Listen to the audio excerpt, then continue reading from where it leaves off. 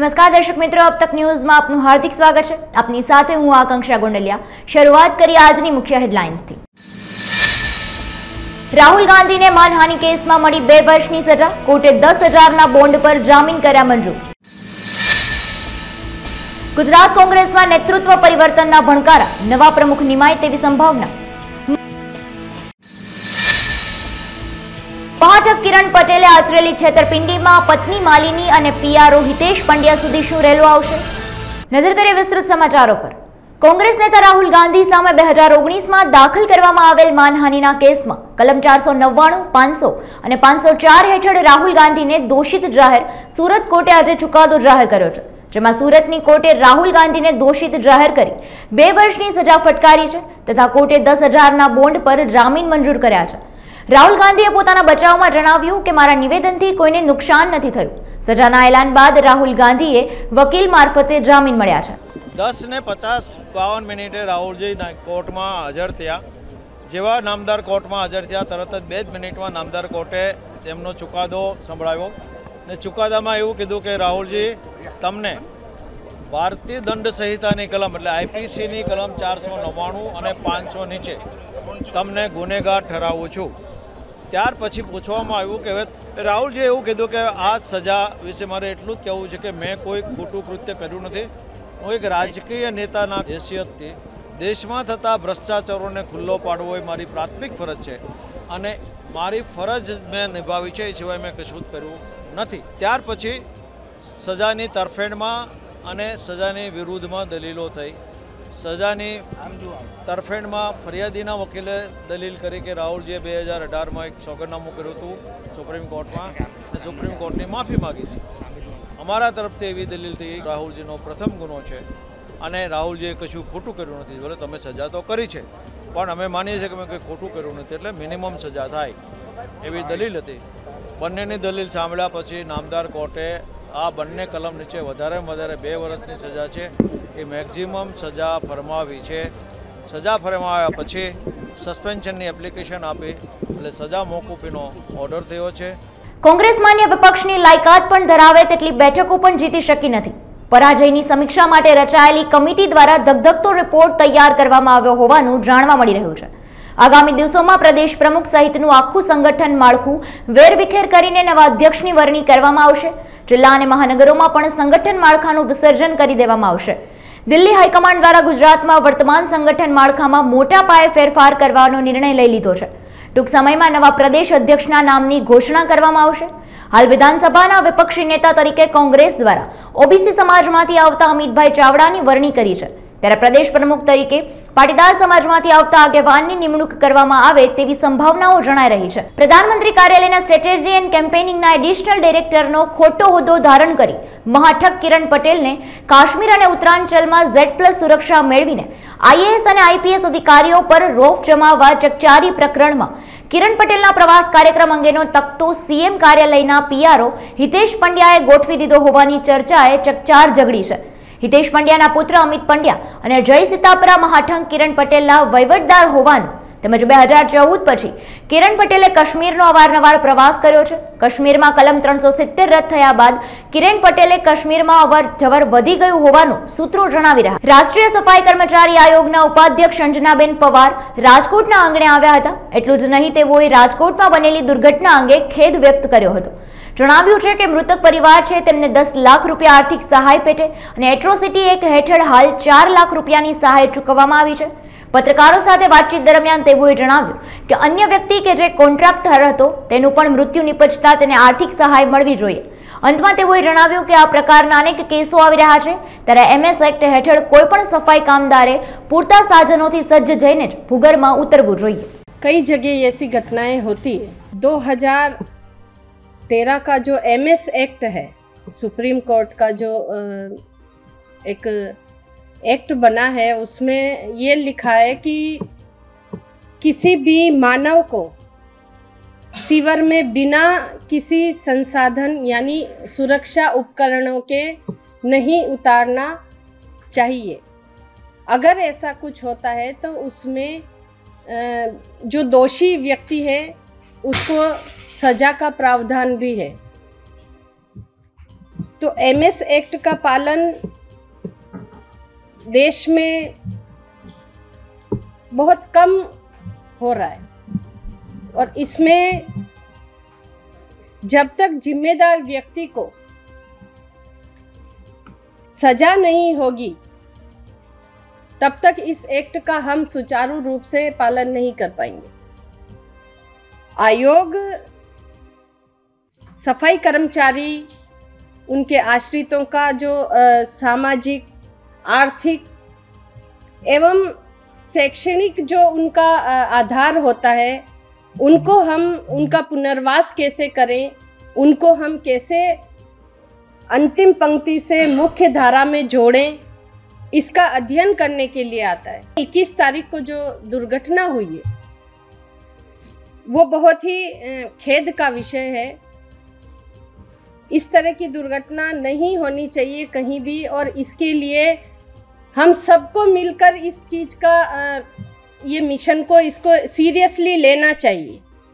देश के प्रत्येक नागरिक का ये कर्तव्य बनता है, क्योंकि जिस देश के प्रधानमंत्री जी इन अंतिम पंक्ति में बैठे हुए व्यक्तियों के लिए, इस सामाजिक कर्मचारी वर्ग के लिए संवेदनशील हैं, उन्होंने अपने सर्वोच्च पद की शुरुआत ही, जैसा आप लोग भी जानते हैं, स्वच्छ भारत मिशन से करी थी। और आप लोगों से ये भी छिपा नहीं है कि हमारे देश के प्रधानमंत्री जी इनको कितना सम्मान देते हैं। इसका उदाहरण प्रयागराज में इनके काम से खुश होकर इनको सम्मानित करना,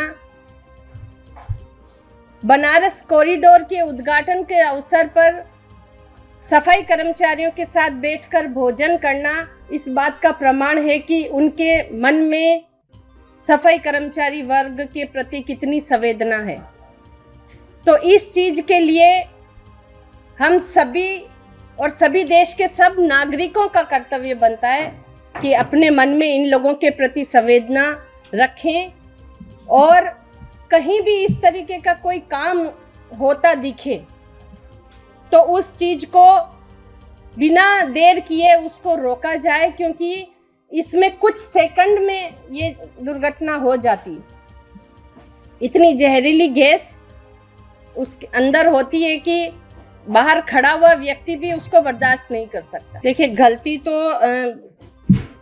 जो काम करवा रहा है उसकी है, और थोड़ी बहुत गलती, मेरा ऐसा मानना है कि अवेयरनेस की कमी है।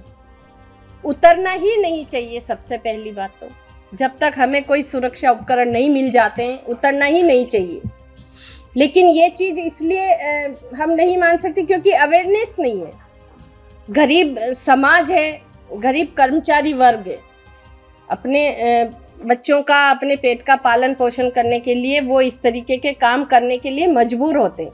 देखिए, मौका वारदात पर जो हम देख के आए हैं वो सीवर का ही हॉल था, मेन हॉल था वो, और उसके लिए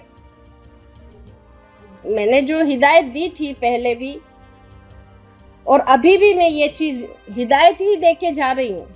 રખડતા ઢોર બાદ હવે રખડતા શ્વાનોનો આતંક વધી રહ્યો છે। રાજ્યમાં રખડતા શ્વાનના આતંકની અનેક ઘટનાઓ સામે આવી રહી છે, ત્યારે રાજકોટમાં આવી જ એક ઘટના સામે આવી, જેમાં એક મહિલાએ પોતાનો જીવ ગુમાવ્યો છે।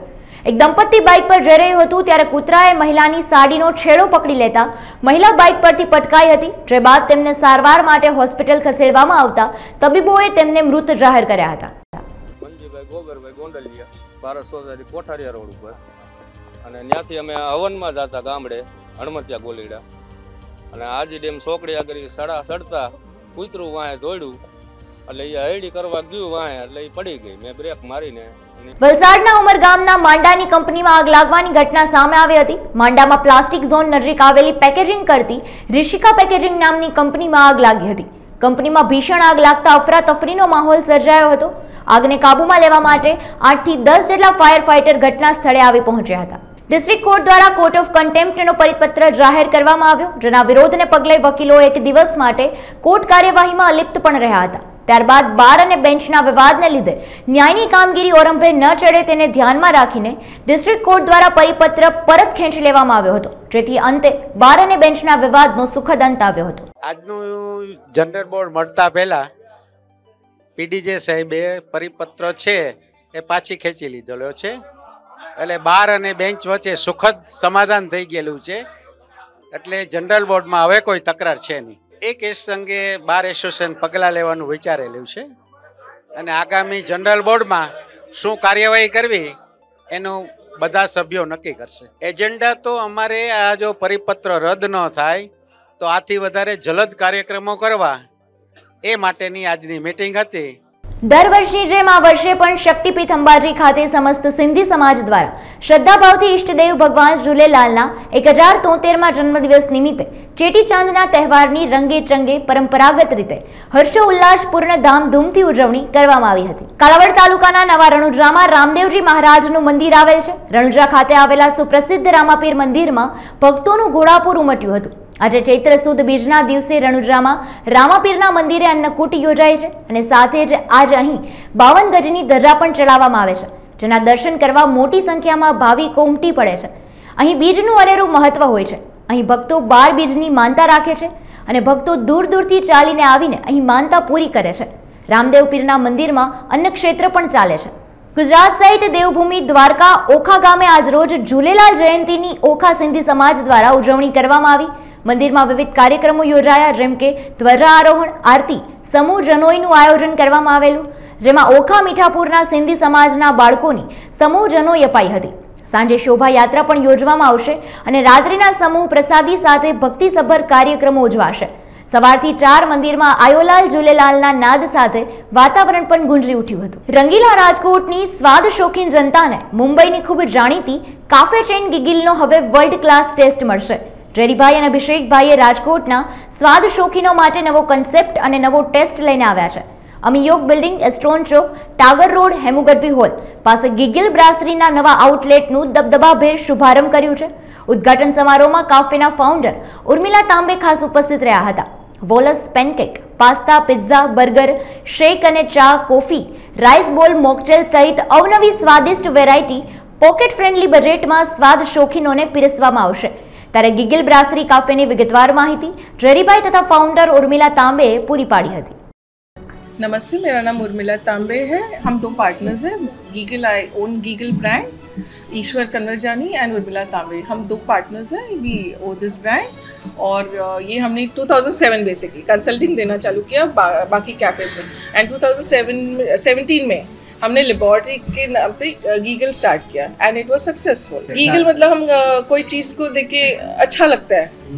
हम बच्चों को देखते तो हमें पैम्पर करने को दिल करता है उनको, तो गीगल का मतलब दिल करता है उनकी तारीफ करे, उनको छुए. वैसा ही गीगल का मतलब कि टू रेजिस्ट नहीं कर सकते हम, खाने पीने के लिए रेजिस्ट नहीं करते. तो pamper yourself with food. Maharashtra में 2 है, गुजरात में ये 2nd है.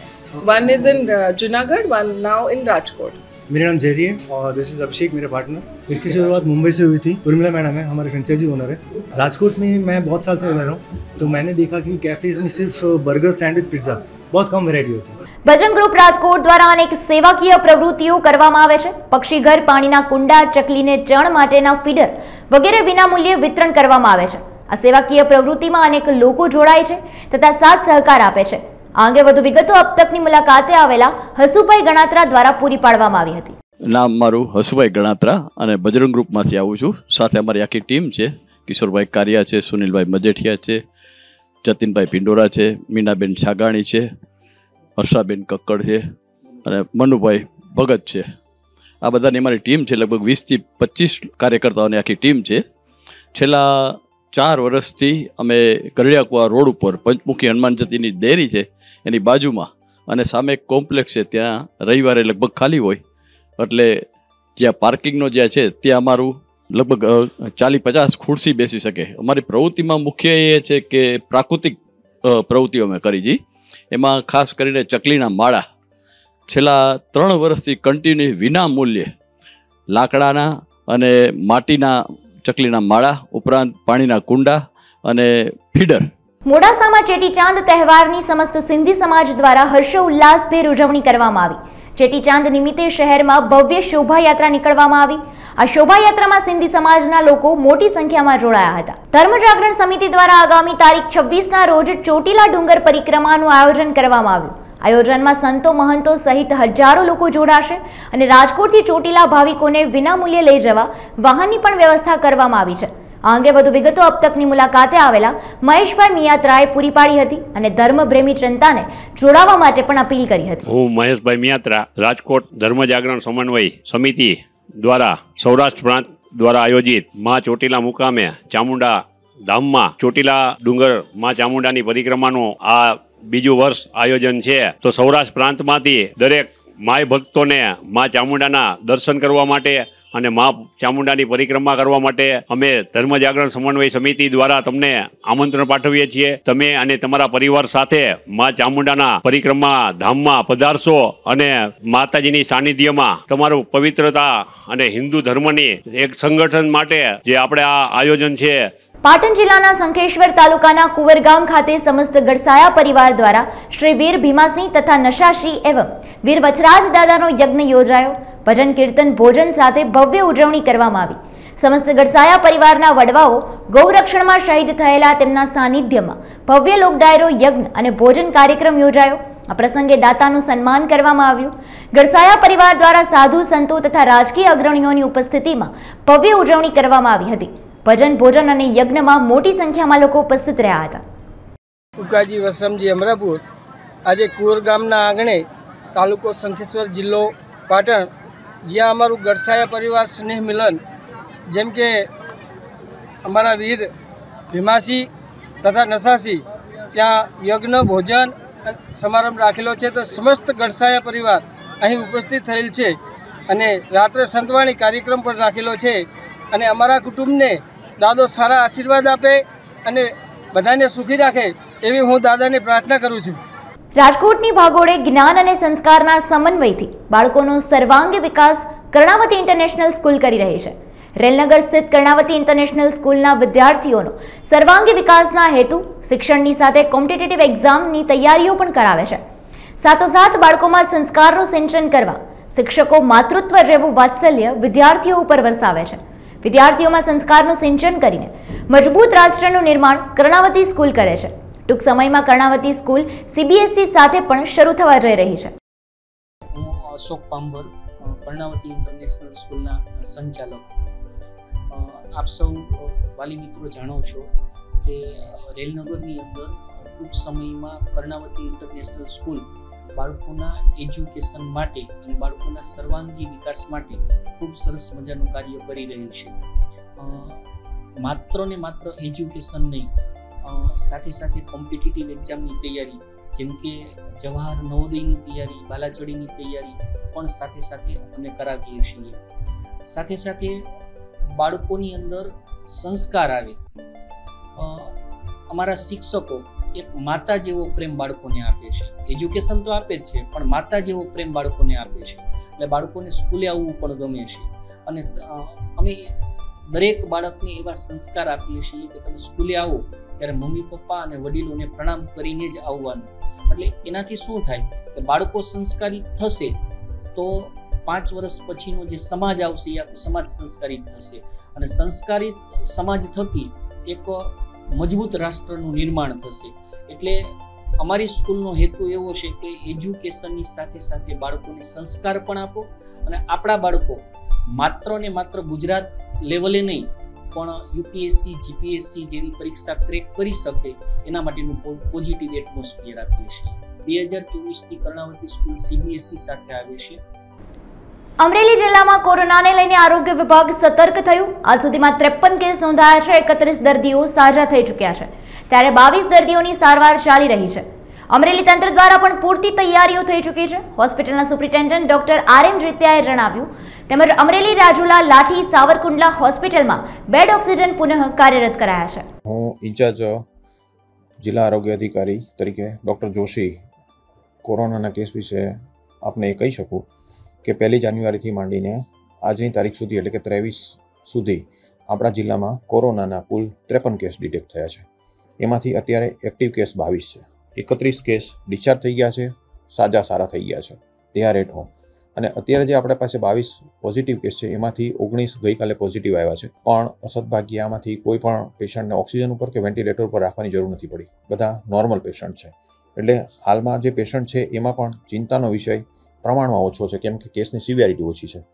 બીજું કે આપણી તમામ સિવિલ હોસ્પિટલોમાં, સબ ડિસ્ટ્રિક્ટ હોસ્પિટલમાં, અમરેલી સિવિલ હોસ્પિટલ, સાવરકુંડલા, રાજુલા, લાઠીમાં સબ ડિસ્ટ્રિક્ટ હોસ્પિટલમાં કોવિડની પ્રિપેરેશન એટલે કે બેડ, ઓક્સિજન સિલિન્ડર વગેરે આપણે તૈયારી વેરીફાઈ કરી લીધી છે, અવેલેબલ છે. PHC લેવલે પણ ઓક્સિજન કોન્સન્ટ્રેટર આપણી પાસે અવેલેબલ છે, બેડ અવેલેબલ છે. એટલે પૂર્વ તૈયારીના ભાગરૂપે વેક્સિન અવેલેબલ છે. અત્યારે એ ઓનગોઈંગ અત્યારે કોવિડનું વેક્સિનેશન સેશન ચાલુ છે. જે લોકોને બાકી વેક્સિન છે એને લઈ લેવા માટે IEC દ્વારા પ્રચાર દ્વારા આપણે હેલ્થ વર્કરો હોમ ટુ હોમ જઈને સૂચના આપી રહ્યા છે. પેશન્ટ ડિટેક્ટ થાય એને ટેસ્ટિંગ કરવાનું છે, ટ્રેક કરવાનો, એની ટ્રીટમેન્ટ આપવાની. મેઇન વસ્તુ છે Covid appropriate behaviour, social distance રાખીએ, માસ્ક પહેરીએ, હાથ વારંવાર ધોવા, અને ઇન્ફેક્શિયસ પેશન્ટ હોય, કોઈ પણ પોઝિટિવ આવે તો એને ઘરમાં પણ અલાયદું રાખવું, કોઈની સાથે એ ટચમાં ના આવે અને ઇન્ફેક્શન વધુ સ્પ્રેડ ના થાય એની તકેદારી રાખવાની અહીંથી હું પણ સૂચના આપું છું. અમારો સ્ટાફ પણ વારે ઘડી IEC દ્વારા આ સૂચના આપીએ છીએ. નો ડાઉટ કેસમાં થોડોક વધારો થયો છે, પણ સિવિયરિટી ઓછી છે અને મને વિશ્વાસ છે કે આપણું તંત્ર સજ્જ છે, આપણી પાસે પૂરતું ઇન્ફ્રાસ્ટ્રક્ચર છે, મેન પાવર છે, અને અત્યારે આપણે જે ઓક્સિજન જોઈએ, સિલિન્ડર અવેલેબલ હોવા જોઈએ તે પણ છે, મેડિસિન પણ અવેલેબલ છે. એક વસ્તુ વિપરીત જોવા મળી રહી છે કે ઉનાળામાં વરસાદની સિઝન ચાલુ થઈ ગઈ છે, એટલે વાયરલ કેસીસ એને કારણે વધ્યા હોઈ શકે, પણ વી આર રેડી, આપણી તૈયારી પૂરતી છે. અને લોકોને પણ આપણે IEC દ્વારા જાગૃત કરીએ છીએ કે લોકો તકેદારી રાખે, સાવચેતી રાખે, અને આપણે આ એક પરિસ્થિતિમાં વધુ ન લોકો ફસાય અને તંદુરસ્ત રહે, અને એ માટે આપણું તંત્ર સજ્જ છે. સિવિલ હોસ્પિટલમાં આપણે અત્યારે જે શાંતાબા મેડિકલ કોલેજ સાથે સંલગ્ન છે ત્યાં આપણે આજની તારીખે જરૂર પડે તો 100 પેશન્ટને સમાવેશ કરી શકીએ. ત્યાં વેન્ટિલેટરની અને એ પણ સુવિધા ઉપલબ્ધ છે, ઓક્સિજન બેડ છે તમામ. Doctor RM Jitiya, medical superintendent, Shantaba medical college અને જનરલ હોસ્પિટલ અમરેલી. આપણી સિવિલ હોસ્પિટલ છે અને ડિસ્ટ્રિક્ટ હોસ્પિટલ છે. તાજેતરમાં રાજ્યભરમાં અને દેશભરમાં કોરોનાના કેસો થોડા વધવા પર છે, સિઝનલ ફ્લૂના કેસો પણ વધવા પર છે. એટલે એના માટે સૌથી પહેલાં તો લોકોને એડ્રેસ, ટ્રીટ અને ટ્રેક કરવાના, અને ઇમિડિયેટલી એનો ટેસ્ટ કરી અને જરૂરી સારવાર હેઠળ મુકાઈ જાય. વધારે સિરિયસ દર્દીઓ હોય તેને હોસ્પિટલમાં દાખલ કરીને સારવાર આપવામાં આવે, વોર્ડમાં રાખવામાં આવે. વધારે સિરિયસ હોય તો ICUમાં પણ રાખવામાં આવે. હાલ સમાચારોમાં બસ આટલું. વધુ સમાચારો સાથે ફરી મુલાકાત કરીશું. ત્યાં સુધી જોતા રહો અબ તક. નમસ્કાર.